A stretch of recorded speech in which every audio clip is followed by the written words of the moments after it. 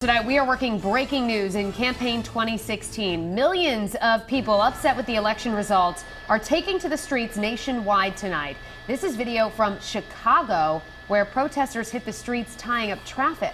Now in New York, protesters erupted outside of Trump Tower in Midtown Manhattan. Demonstrators also taking to the streets of Boston, California, Washington, D.C., and Philadelphia.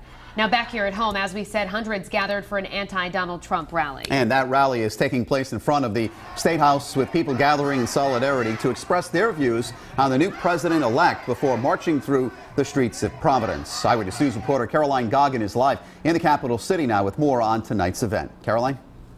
Well, Mike Shannon, it started at the State House with about 50 people. It seemed pretty peaceful at first, but then the crowd grew, the emotions grew, and then that crowd hit the streets. Not my president! Emotions out, signs up. On the steps of the State House Wednesday, locals voiced their message, saying America was already great and this country has no room for hate.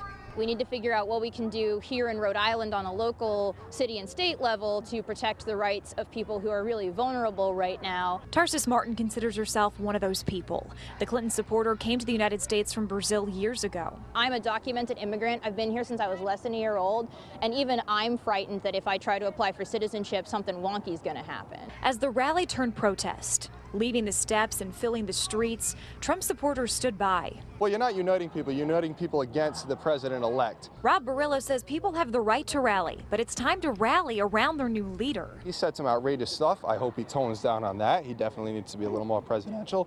But I think that he will, and time will tell, that he will be one of the greatest presidents.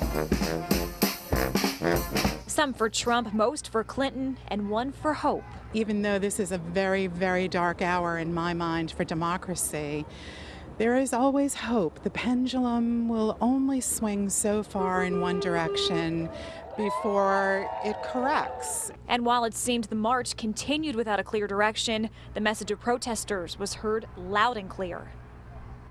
And we're still working to figure out where exactly that march led to tonight. I actually spoke with a Providence police officer on the street. He told me that he had no idea where the march was going, but he just hoped that police were staffed enough in order to control that crowd. Live in Providence with the Mobile Newsroom, Caroline Goggin, Eyewitness News.